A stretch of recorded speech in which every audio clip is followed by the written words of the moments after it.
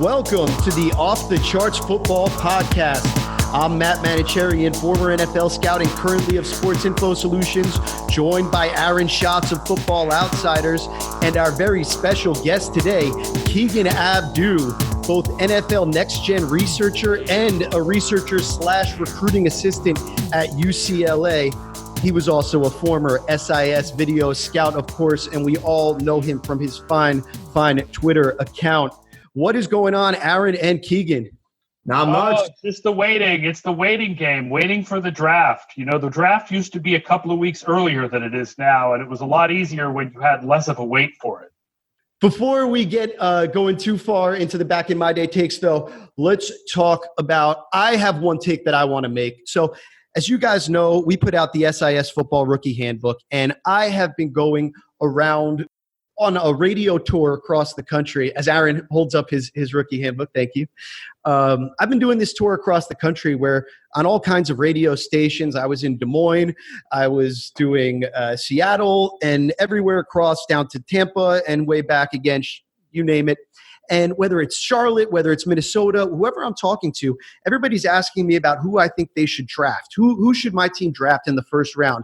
And everybody gets really stuck on what their needs are. Everybody's thinking about, oh, well, we've got a need for this position. Oh, yeah, we could really use one of those and add them in there. And as everybody asks me, I almost feel like a broken record because I'm giving everybody the same response. And what I'm telling them is, you really have to draft the best player available. I can't say how much I think there's a public perception that, okay, it's best player available, but, you know, we got to fit it into our needs. But really within the teams, and I think within the teams especially that are doing it well, you really have to stick to your guns about best player available. And there's a lot of reasons for that. First of all, it's football, and you don't just solve everything with just one player. And that player can get injured, and then you're right back where you started anyway. So anytime you think you're set at one position, you're one injury away from not being set at that position. On top of that, this is a really inexact science, and it's really difficult. And so anytime we start involving, okay, what my needs are or how much I think, you know, I can fit somebody else into my team, we're going to be opening up a lot of cases where we can make mistakes. Now, what I do think is important, you want to make sure you're drafting somebody that can provide an upgrade, right? So that's one thing where, okay, we have Joe Thomas. We don't need to draft a left tackle. Fine. I understand that, and I understand you wanting to stay away from certain positions. But if you think that you got the next Joe Thomas coming around, you better draft that guy because Joe Thomas, I mean, the literal Joe Thomas has retired. You move on. You need two tackles to play in the NFL to begin with, and two guys that are left tackle quality. So for all of these reasons, I think as fans watch the draft this week, please have faith in your teams if they don't seem to draft a position that fits, you know, quote unquote need of yours. Because I really think when you look at the best drafts, you look at some key concepts, and I'm curious to hear, Aaron and Keegan, what your guys' key concepts are that you think make for a good draft. But 1 week out, you know, for all of the teams, I think be thinking about where the good players are. I think the good players are a lot of the time on the defensive line in this draft. There are a lot of really good players up there, and I think that's a great position to draft that early because of the scarcity of big guys, offensive linemen and defensive linemen. You don't have a lot of guys that are that big and that athletic, whereas when you get to the 6th, 7th round, every team's draft board will still have running backs and wide receivers on it. There are lots of those guys out there. So draft that scarcity, draft the good positions, look defensive line. And even if you think you're strong at defensive line right now, that's the sort of position where you always need more. You need about 8 good ones in order to get you through a game. Get more good defensive linemen. So that's what I wanted to come out and say, you guys. I'm curious to hear. Aaron, what's your response to that? Well, the first thing is you talked about if you have Joe Thomas, don't draft. You don't necessarily need to draft if you think you found the next one, right? And then you pointed out you do need 2 tackles. And there's really only one position in the game where you mostly need just one guy, where you play just one guy, and that's quarterback. And so I think the best player available idea, the one position where that doesn't really sort of qualify is quarterback. Like, yes, it's good to take a developmental quarterback in later rounds, even if you have Patrick Mahomes or Andrew Luck. But if the best player available is a quarterback and you already have a starting quarterback, I think you find someone else. But yeah, if the best player available is a left tackle, you could play him at right tackle. If he's a defensive end, you can play him at either defensive end spot. You can use him as a rotational player for a year or two while he gets used to the NFL. There's very few positions probably just quarterback, where you're only going to use one guy. I do think it changes the later you get into the draft, because the later you get into the draft, the difference between the quality of a player and the quality of the next player. Like, let's imagine even that we were in a perfect world where we knew exactly how good every player was, right? And that it was an exact science.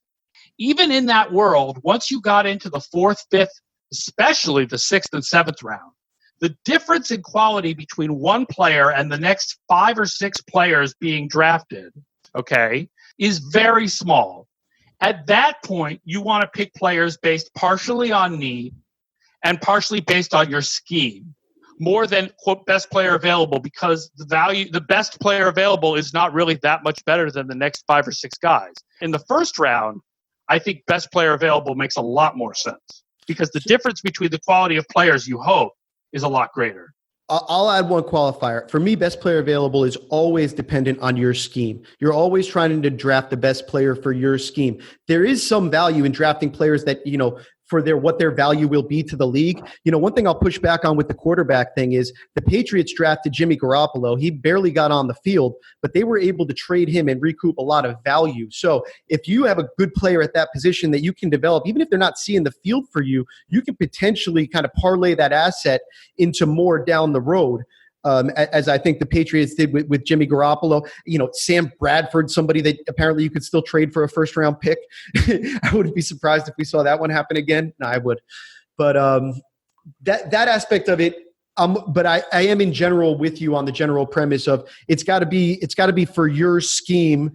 And so later in the draft, also one thing, Kevin Cole, I think you were on Kevin Cole's podcast just as I was recently. And one thing that he'll talk about is having kind of higher upside players. It might make more sense in the 6th round not to take somebody that you know what they're going to be. You might want to take somebody with a larger range of outcomes, with the chance that you could really hit on a high upside guy. If you miss, no big deal. It depends how many holes your team has. I mean, those, especially the middle rounds, the 3rd and 4th type rounds, are places where you can get players that are valuable depth pieces for where your team has holes for that season. And I think there is times where you do need to fill holes on your squad. The Baltimore Ravens have no wide receivers. They need to take wide receivers at some point.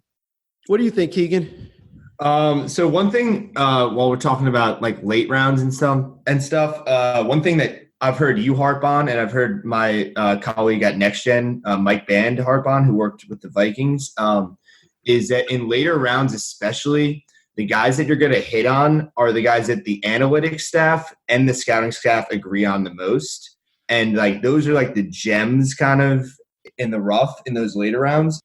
And in terms of just at the top of the draft, best player available, I like that you qualified that with they have to be the best player available for your scheme. Because if they're the best zone corner, but you run a ton of man, you don't want to draft him, obviously. You'd rather go with the best man corner. But one thing that I think needs to kind of be taken in with position best player available is positional value. So the best quarterback, edge rusher, tackle, cornerback available, I'm going to take over the best center available or whatever, even if they're a knockout prospect.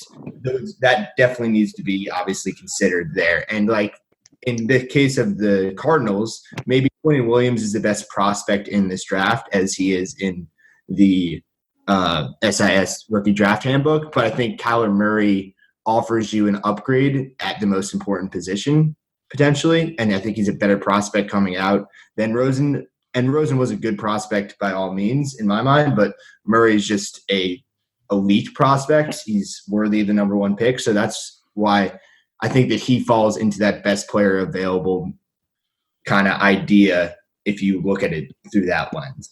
Yeah, I'll definitely agree with you. Quarterbacks are different. Quarterbacks have to be different. They're a different position.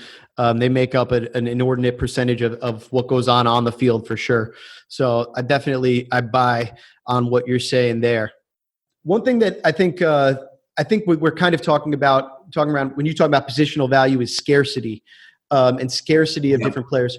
So one thing I kind of want to push back with Aaron on is I think when you're in the 3rd and 4th round, I don't think for me, I want to be focused on filling a need. So, for example, say I perceive that I need a linebacker, right? And like you're saying, there are 5 or 6 guys kind of all clustered in that same grade range there. I would kind of rather be distinguishing between players, not based on where I have the biggest need per se, but really based on how I feel about the players, really how much consensus there is between the scouts and the coaches and the analysts. I want to make sure that. Oh, I mean, I would consider that too, of course. Yeah. But I mean, I'm just saying, if let's say you're Baltimore. Baltimore has 4 right now cornerbacks who could theoretically be starters in a 3-starter world.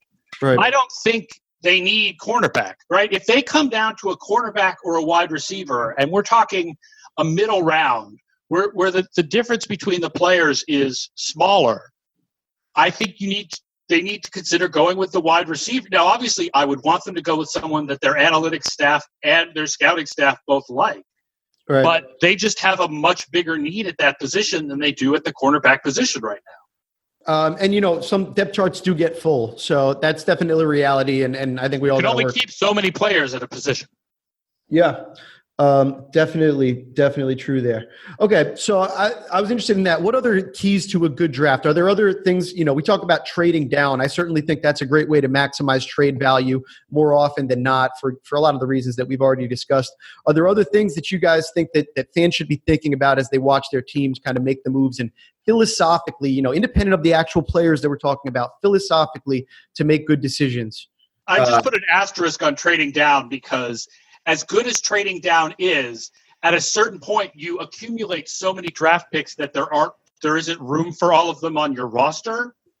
So you can't just do it forever. Like at a certain point you do need to use draft picks or even use some of those lower round draft picks to move up a few spots if there's a guy that you have like 5 guys who you have graded similarly and 4 of them are gone and you want to get that last one before he goes, because you can't. The Patriots have something like 12 picks this year or something, and they can't fit 12 rookies on their depth chart, right? I mean, at some point they're going to use some of those picks to trade into next year picks or to move up slightly.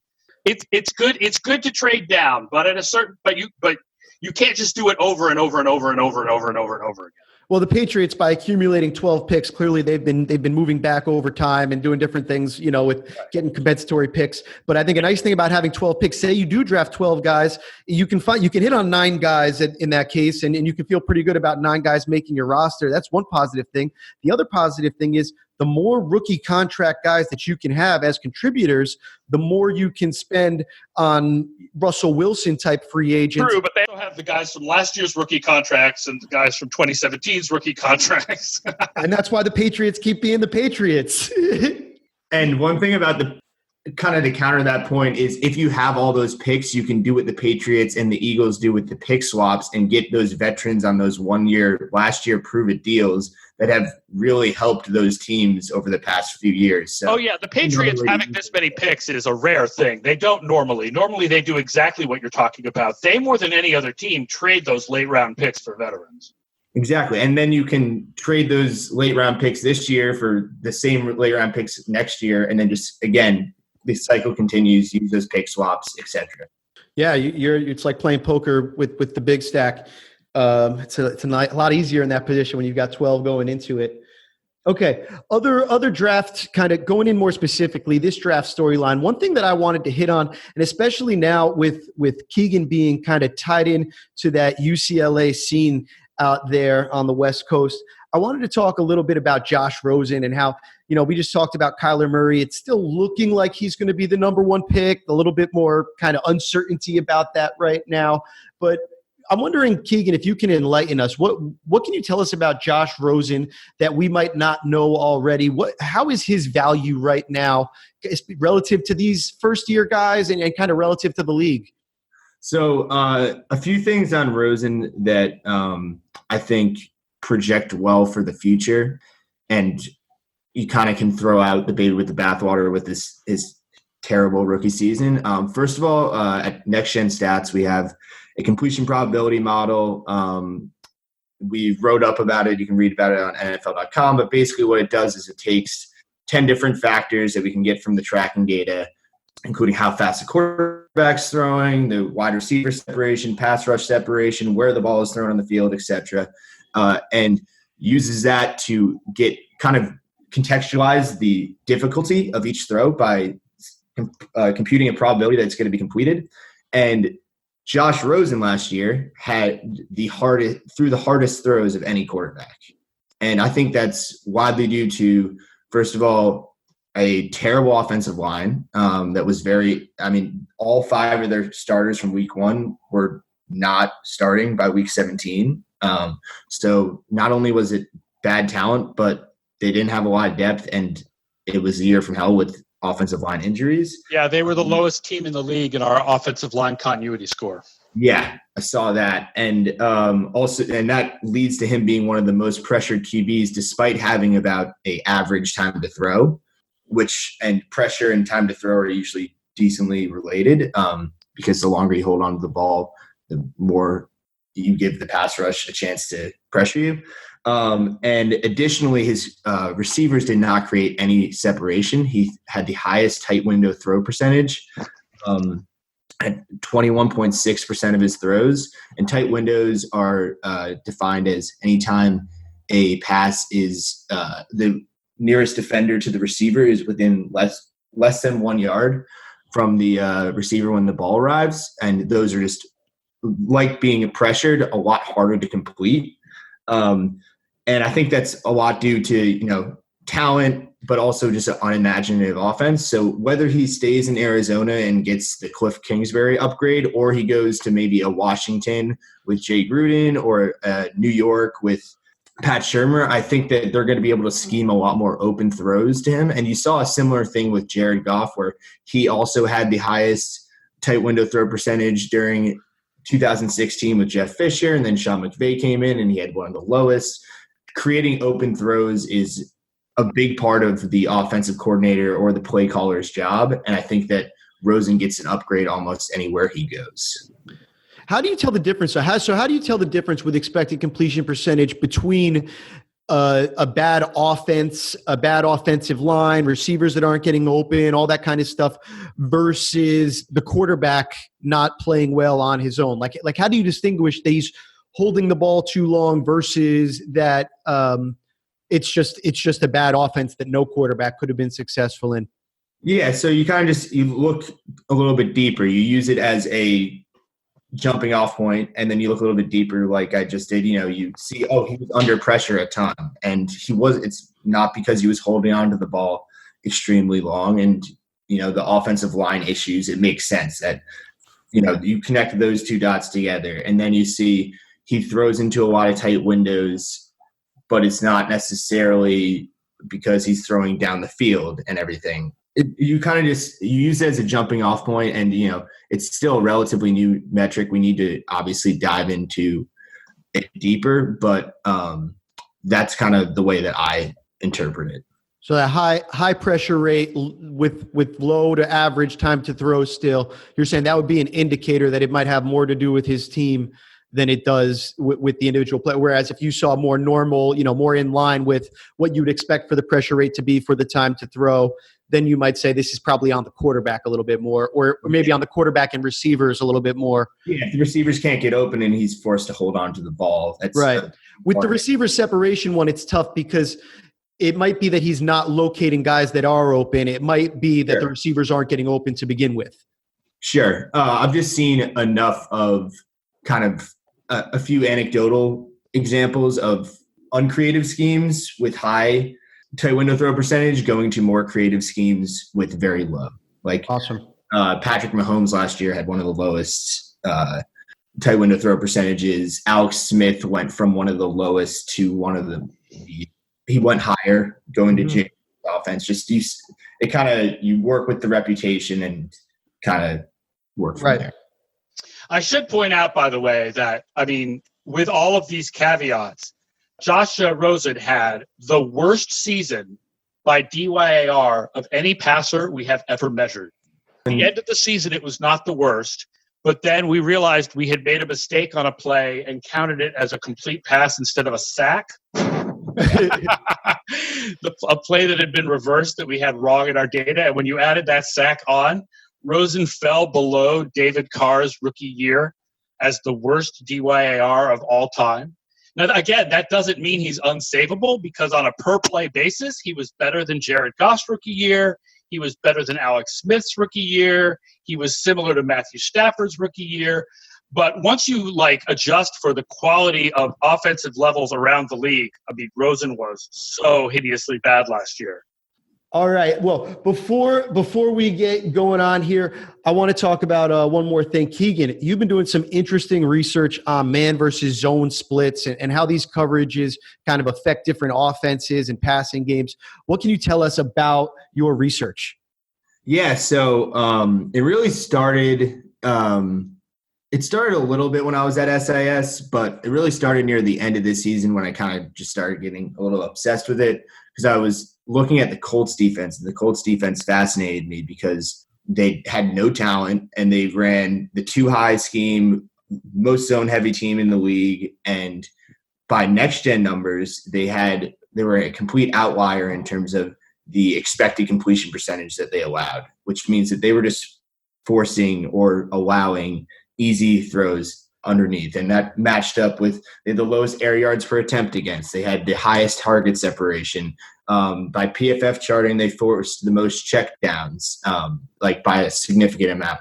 So that kind of got me thinking, and I was like, so is zone coverage forcing easier throws by at least expected completion percentage? And it turns out it did. And they're actually, if you look at just 2018 in the regular season, the man coverage percentage explains 41.2% of the variation in expected completion percentage. So the R squared value is 0.41. So they seem to be pretty heavily related. And if you just look at, basic stats against both, I know you guys have done some work with this, but man coverage also forces a higher pressure rate, which could be due to more blitzers, because cover 1 tends to send 5 compared to zone coverages.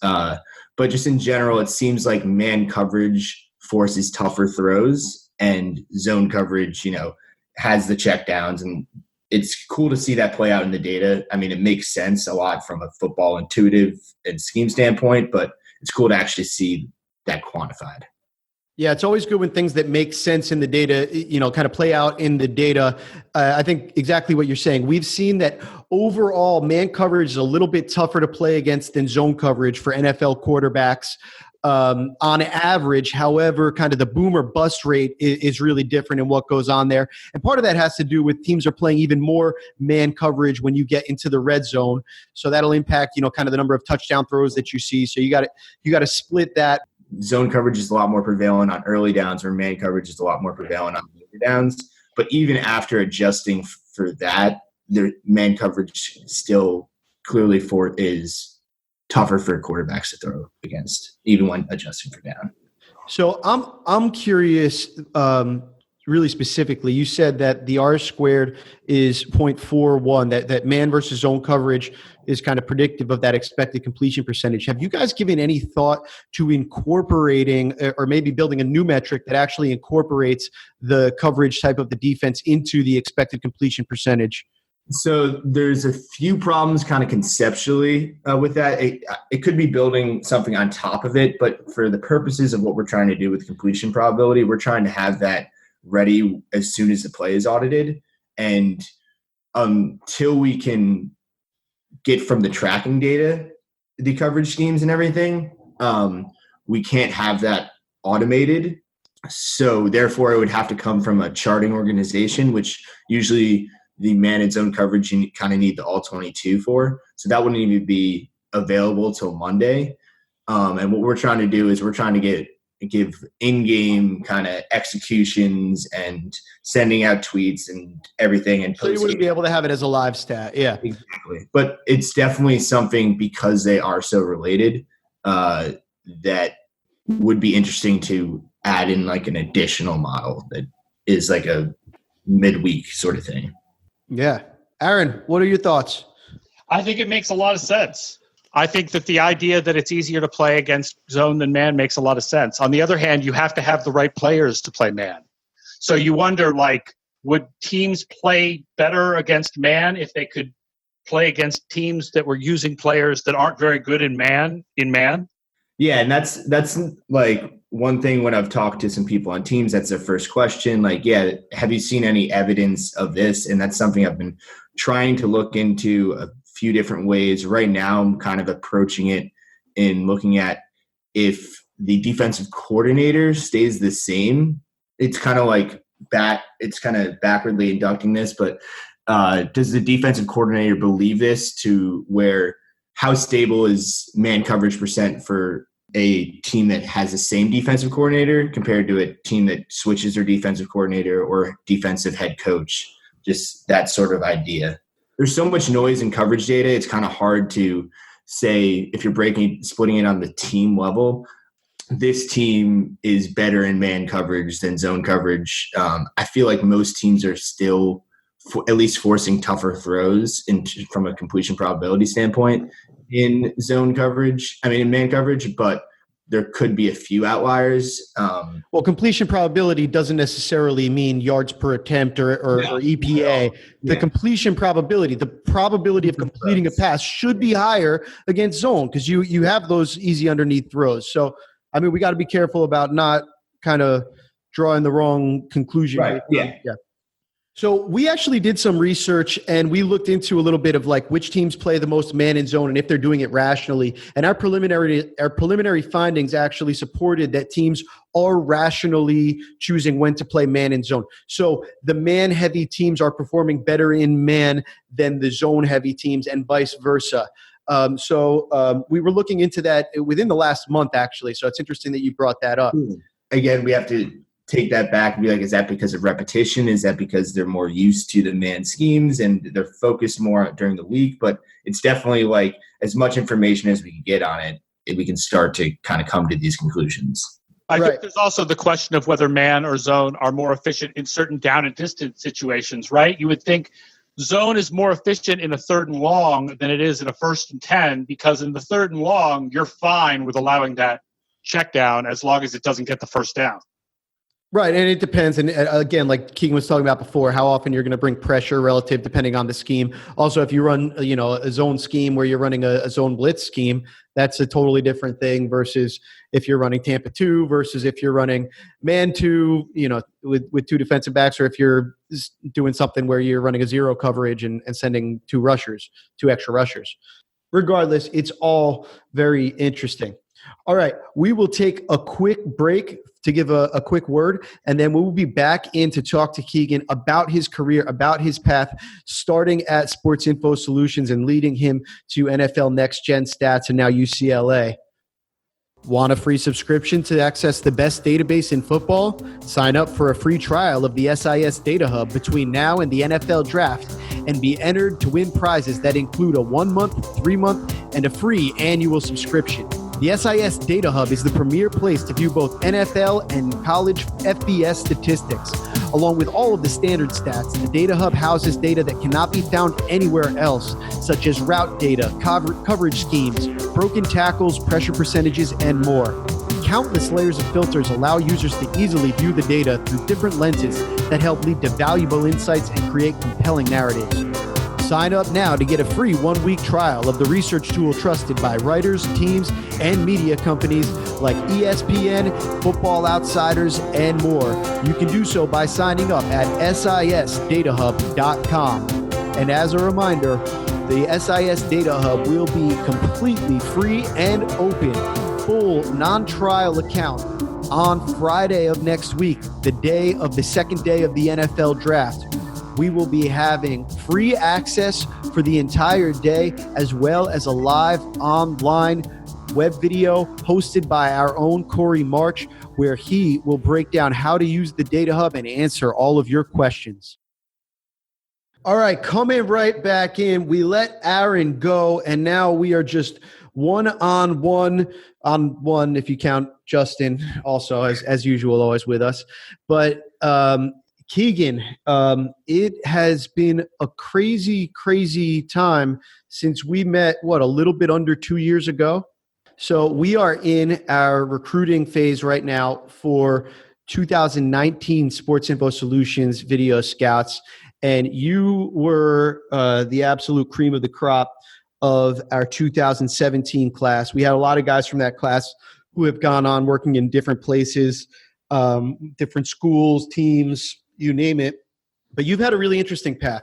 So I wanted to go back there and first of all, just ask you kind of, so you were 22 years old, leaving Vanderbilt, trying to figure out your next move? Yeah, so I had 1 year in between when I graduated Vanderbilt and when I came and joined SIS. I was trying to work in football. I had some experience, but not much really on the football side, other than working for Zebra, helping with the Next Gen Stats game operation during Titans home games my senior year. But as things tend to happen, I got at Sloan my senior year of college. I met a Vanderbilt alumni who was on the business side working for the Browns, and we talked for like an hour just about Nashville and stuff like that. But he's like, hey, forward me along your resume and cover letter and I'll send it to the right people, and didn't hear anything for 6 months. At this point, working part-time for the GSIS operation in the league office in the city, helping with the stat keeping.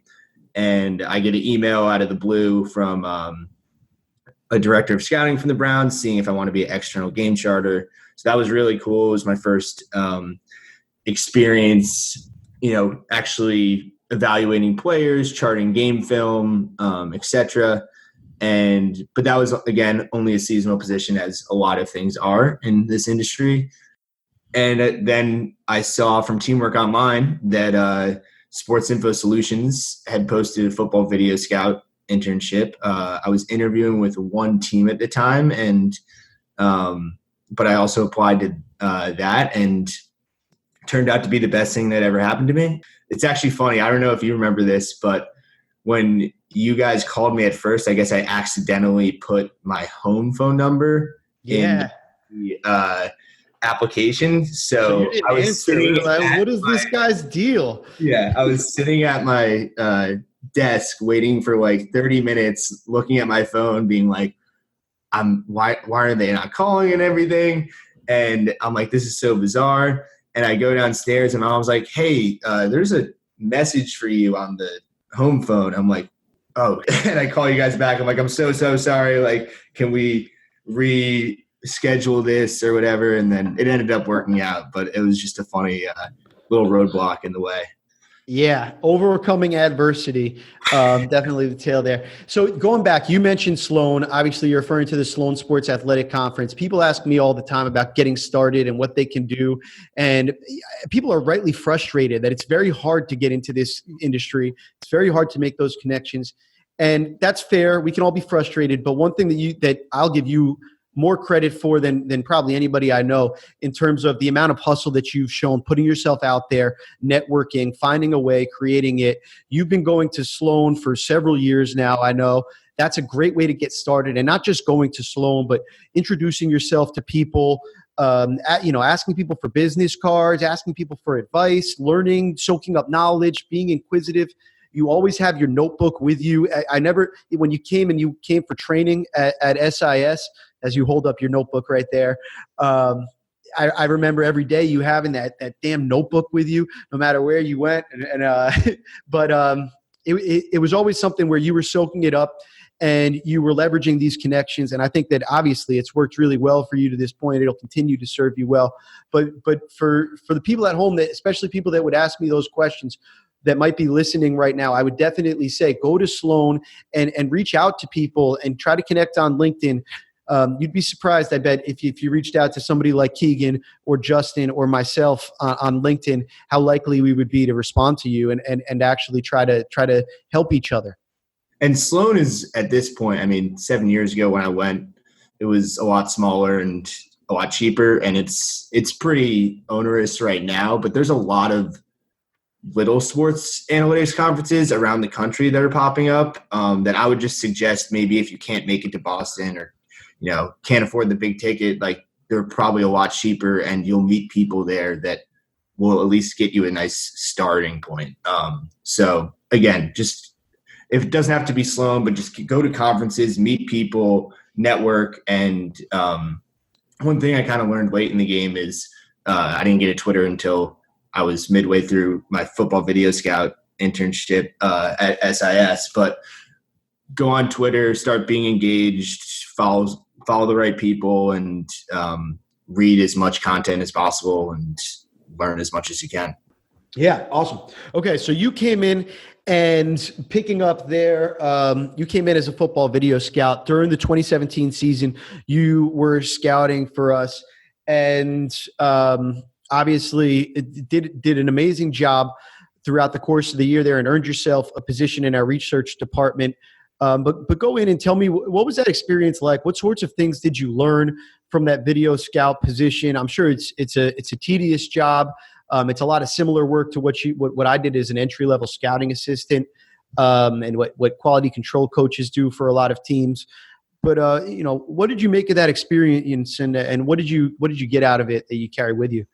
I mean, it was basically like going to school for the first month or so, where you're just learning all these things about how to identify different aspects of scheme and stuff that I didn't really have that much of a base knowledge coming into, the difference between some different coverage schemes and different run schemes, different blocking schemes, but you learn very quick.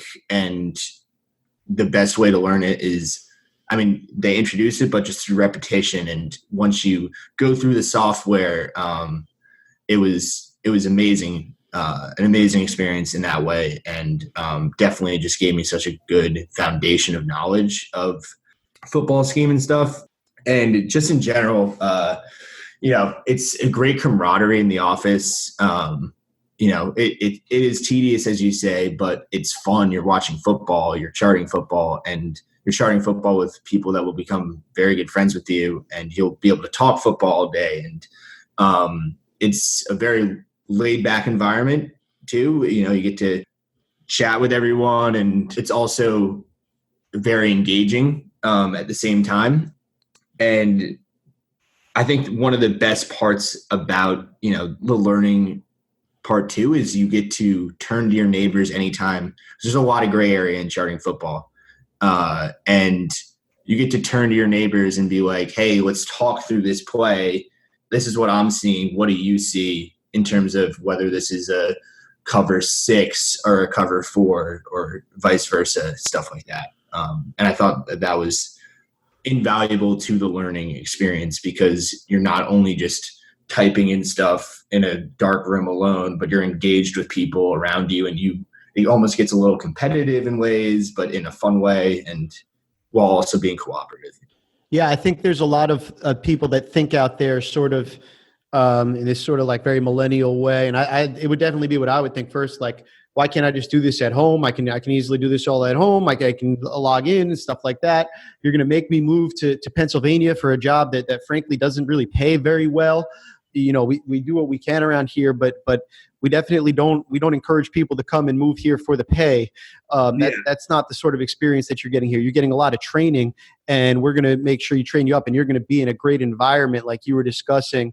But I've really come around. I came around really quickly on the value of having everybody in here. And I think at this point, most people that have been through, they wouldn't trade it for the world. Going back in time, trying to do this and just being at home in your own bubble, it almost seems crazy right now to think about that. As everybody in here, as you were saying, what do you make of this coverage? What do you see with this guy doing? On one side, we have a zone turn. On the other side, we have a man turn.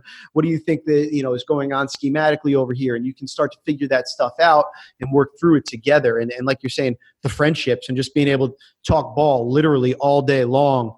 Biggest scouting department in the league here. Yeah, and one thing that's a great point. A good comparison is my time with the Browns as an external game charter, just completely doing it solo, and it's not working in an office wasn't great for me. I would procrastinate. I would be working through the night a lot just because that's when I could focus the most.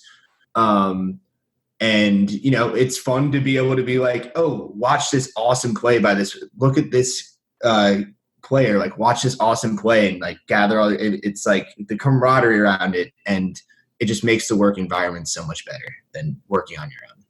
Yeah, and I'm certainly grateful that we forced you to move out here to Copley, Pennsylvania, because it's been rewarding in terms of the work we got to do together and also our continued friendship. So moving forward from there, you let me know really early on throughout your time here that your hope was to get over and do bigger things and not just be working as a video scout. And eventually you came and caught on as an R&D intern, and you made really, really impactful progress, stuff that we're still building on as a company that you helped put in the building blocks for. And you're in one of these unique positions where you put the building blocks in on both sides, the charting side and on the research side, and building up what we've been able to do, total points, that sort of thing. What can you tell us about your experience kind of on the research side here at SIS and how that sort of fed into your career? Yeah, the research side was great. That's kind of where I started to learn R, to start performing analysis and a lot of some data visualizations that I've expanded on from there. But yeah, it was a really great experience. A lot of freedom to do what I wanted, but also a lot of deadlines that, I was responsible for making.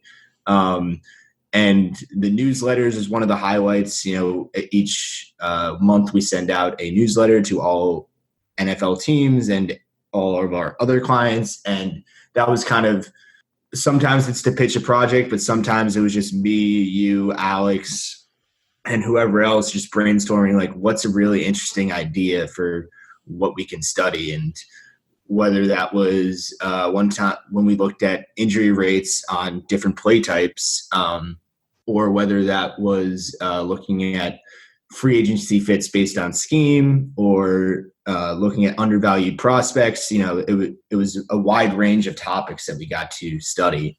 And in general, just having access to that data, as I would remotely log in all the time from my house and just do my own little quick queries and stuff when I wanted to look into something, whether it was one of my favorite projects was looking at the effect of stretching the field. So anytime there was a go route on the field that wasn't targeted and the increase in efficiency that had, that was a really cool way to see a football term, quantify that and validate it.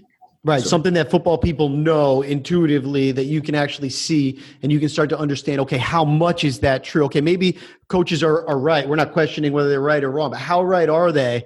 And maybe every once in a while we'll find, wait a minute, that really doesn't add up, and it doesn't show what they thought.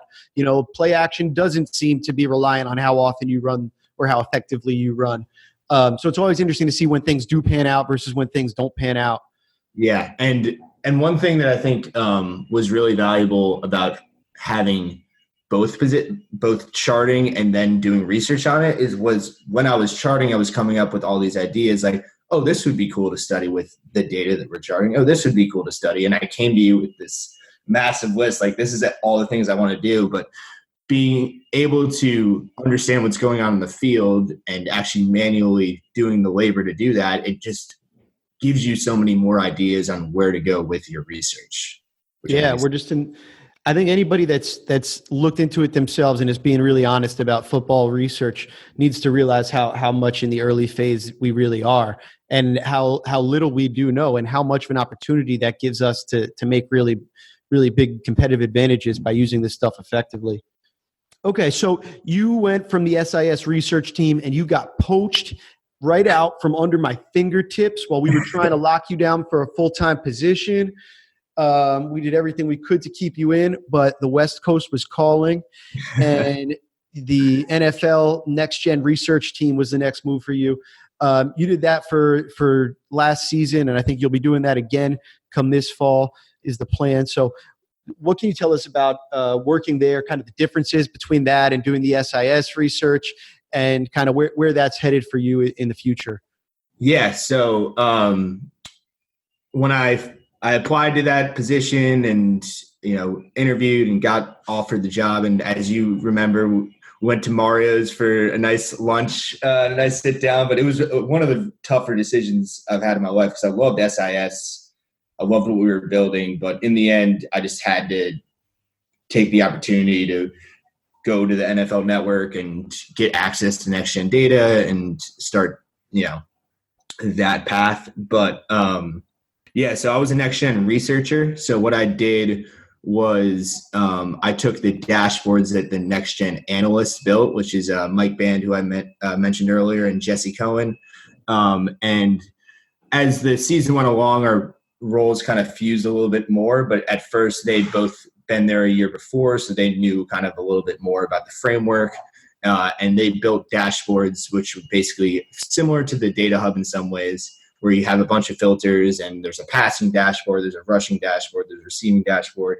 And based on whatever filters you want to split on, you can start to get interesting stats and leaderboards and stuff about players, teams, etc. And my main responsibility was on Monday and Tuesday. The NFL research department puts together a 100-something page packet with a few pages on each game. Bigger games get more pages, just of content that we distribute all over across the network, to internal talent, to social media, to fantasy, to writers, etc., that they can use then in their content. So we would each be assigned a few storylines for a few games. There was me and the two other researchers. And basically what we would do is we would just start trying to see how we can use next-gen data to tell better stories and analyze matchups, and then give that to people. So you'd be watching the game, you'd see something interesting happen, and then you'd see like, oh, wow, I think, whatever, DeAndre Hopkins really does a lot of sideline catches. And then you look up and you find out that he's the best sideline receiver. Yeah, and that's the in-game responsibilities. We'd be responsible for post-game notes and also Twitter content once the next-gen stats Twitter got approved and created.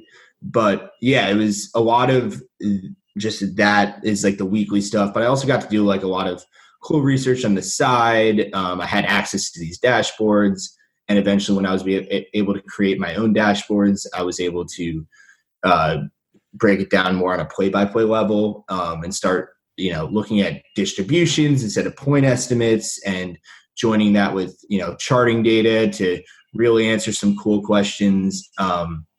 But yeah, it was an amazing experience. The NFL treats you very well. It's good living out in California, and I worked with some great people at the league office as well. There's a lot of great people in this industry, in my experience at least, and surrounding yourself with the smartest of them. And there's plenty of very smart people at SIS and very smart people in the next gen department. UCLA, you said you just started a few days ago, but you're kind of a researcher, recruiting assistant around there. How did that come about, and what are the early returns there? What are you learning? Yeah, so Ethan Young, another brilliant guy. He was a next gen stats researcher the year before I was there, and I met Ethan when I went to a panel that he was on with Matt Harmon, also formerly of the NFL Network, out here in LA, just talking about tech and sports, I think, something like that. And we all went out for a drink after and, just talked a bunch, got to know each other. And then Ethan reached out to me in January and asked if I was going to be around, if I wanted to just come in and help UCLA in the off season. And I was interviewing with one team after the next gen thing ended in March 19th, but that ended up not coming to fruition. So I started with UCLA on Monday, and so far it's been great. Got to go to practice on Tuesday, and I'll be doing that a bunch, helping measure recruits and stuff, I used my time from scout school to know how to do the measurements, which was nice. Yeah, one thing all video scouts learn is how to put anybody through an old little combine pro day type thing. So you got the height chart down. You showed everybody how to do it, I bet. Yeah. So that was pretty cool. Did some just recruiting paperwork kind of stuff where you're inputting measurables from camps and stuff into. So no fun research yet. So, but that was just the first day and a half. And then Ethan already put me on a project that's kind of a pretty comprehensive project that might take a while, but it's definitely interesting and engaging. And it's just been really cool, being around that office, seeing Chip Kelly walk by, like meeting all these new people that, and being in a team's office is something. I mean, I volunteered in the Vanderbilt football office in college, but that was only like 3 to 6 hours a week, whereas this is more going to be like full time. And, I'll be having more freedom to do cool research here. So I'm very excited about this opportunity, and it's been fantastic so far. All right. Well, I am looking at UCLA to overachieve this year, start making the contributions now. I know you're going to be working hard all throughout the summer trying to help them. So enjoy that. It's exciting to see you kind of make your moves there, and I'll be curious to see where that takes you. We'll be back on Thursday to do a quick, just 10-minute breakdown of what to expect. But then next week on Friday, we'll be having a very special first-round recap episode, and we'll be pairing that with the promotion where we'll be making the SIS Data Hub free for the entire day. So you at home can access the Data Hub for free in all of its glory and find out whatever you need to find out about who your team drafted in the first round, or what it's going to mean for your fantasy team next year, or any of the other questions that the Data Hub can answer.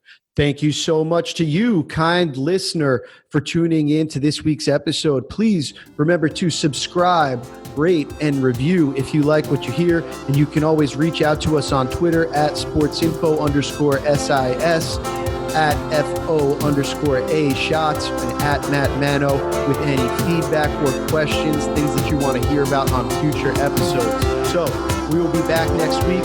Keegan, it has been awesome catching up. Take care.